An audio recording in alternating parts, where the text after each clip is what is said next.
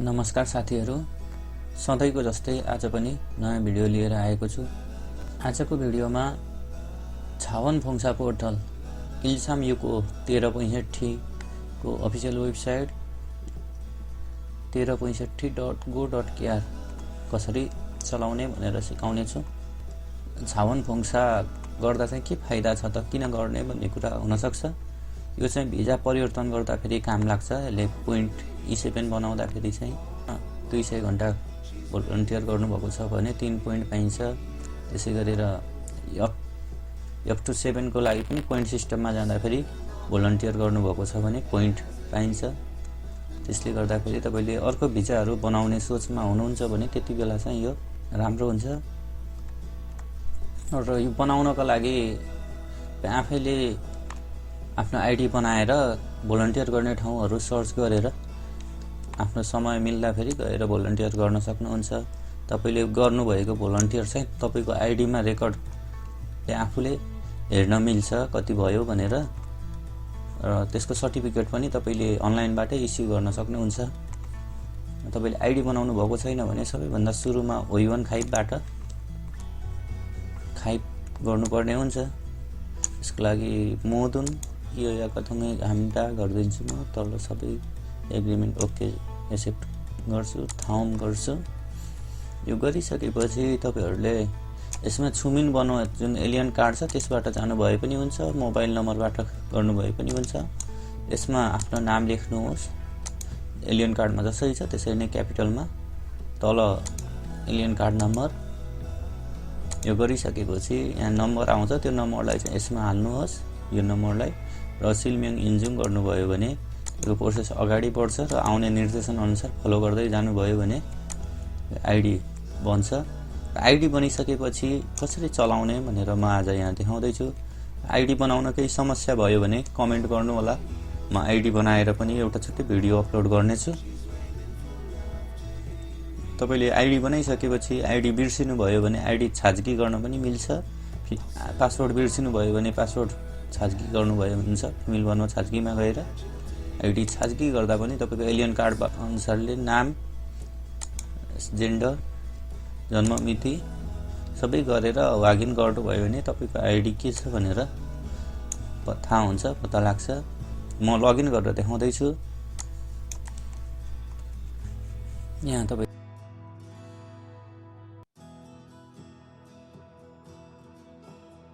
हजुर लगइन गरिसकेपछि यहाँबाट देख्न सक्नुहुन्छ लग आउट भन्ने अप्सन आइसकेपछि लगइन भयो भन्ने बुझ्नुहोस्। यहाँ आफ्नो नाम देखाएको छ, हाम्रो नाम भयो, लगइन भइसकेको छ। यो होम पेज भयो, सबैभन्दा सुरुमा खुल्ने पेज। यसमा चाहिँ तपाईहरुको यहाँ हाम्रो डिटेल हुन्छ। 1365 जावनबोंसा भनेर भयो, अधिकारी रमेश बोंसा जानिम भनेर भामुनु भन्ने हामीदा छंगबो। अब केही कुराहरू एडिट गर्नु पर्यो भने मेरो पर्सनल इन्फर्मेसनहरु यहाँबाट जान सक्छु। छंगबो सुछङमा गएर लग आउट गर्न यहाँबाट भयो, माथिबाट पनि मिल्छ लग आउट। यहाँ तल मेरो डिटेल देखाएको छ, कति मैले भोलन्टियर गरिसके भनेर। जावनबोंसा सिगान टोटल मैले गरेको भनेको 194 194 आवर 30 मिनेट छ। 100 यहाँ कुनबाट कति गरे भनेर पनि देखाउँछ। यो चाहिँ इल्सामयुको चाहिँ पोर्टल हो भोलन्टियर। यसमा चाहिँ VMS हरुबाट गरेको सबै यसैमा एकैचोटी देखाउँछ। त्यसले गर्दाखेरि इल्सामयुकोमा चाहिँ सबभन्दा पहिला तपाईले यसमा आइडी बनाउनु भयो भने पछि लगइन गर्दाखेरि सबैको यसैमा कनेक्ट भएर देखाउने एउटा फाइदा राम्रो हुन्छ। र तपाईले कुनै सेन्टरहरुमा गर्दाखेरि VMS भन्ने हुन्छ भोलन्टियर, जुन चाहिँ 1365 को आइडीले मात्र हुँदैन। त्यसको लागि पनि आइडी बनाउनु पर्छ। त्यो कहाँबाट बनाउने भनेर म अर्को भिडियो बनाउँछु। र अहिले चाहिँ यहाँ देख्न सक्नुहुन्छ मैले चाहिँ इल्सामयुको भित्रबाट पोर्टलबाटै भोलन्टियर गरेको चाहिँ 152 आवर्स छ भने VMS बाट 42 आवर्स 30 मिनेट छ। र मेरो टोटल अघि माथि देखाएको थियो। र मैले कहाँ के गरे भनेर डिटेल हेर्नु पर्यो भने यहाँबाट मिल्छ, कति समयसम्मको चाहिन्छ भनेर। मैले छोइ गरे भने तल सबै आउँछ, कति गरेको छु भनेर सबै हेर्न मिल्छ, कुन ठाउँमा भनेर मेरो डिटेल सबै आउँछ। मैले यसलाई प्रिन्ट निकाल्न सर्टिफिकेट इस्यु गर्नु पर्यो भने पनि सर्टिफिकेट निकाल्न मिल्छ यसैबाट। पछि इमिग्रेसनहरुमा जुन यसको प्रमाण पेश गर्नुपर्ने हुन्छ त्यति बेला चाहिँ यो चाहिन्छ वागिन्छ छुल्यक तलबाट हामीले गर्न सक्छौं। छन्जे गरेर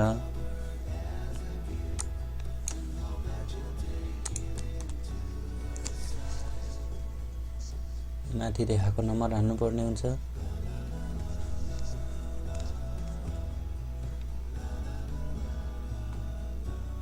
लेखाकी फोनिङ इन्जिन यहाँ माथि मैले छुमिन दुङ्ग्रो गर्नु हाल्नुपर्ने रहेछ। यसमा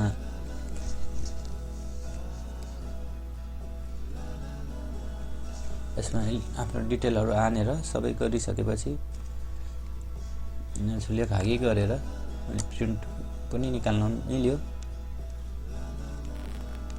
सबैभन्दा सुरुमा चाहिँ तपाईले आईडी बनाएर भोलन्टियर गर्न सुरु गर्नुहोस्। भोलन्टियर गर्न सुरु गरिसकेपछि तपाईलाई धेरै कुराहरुमा हेल्प गर्छ। फुर्सदको समय छ भने शनिबार आइतबार सेन्टरहरुमा पनि जुन पढाउने सेन्टरहरु हुन्छ त्यहाँ गएर पनि म भोलन्टियर गर्न चाहन्छु भनेर भन्नुभयो भने त्यहाँ पनि मिल्छ।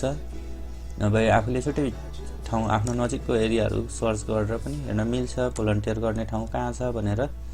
त्यसरी गर्नुभयो भने पनि हुन्छ।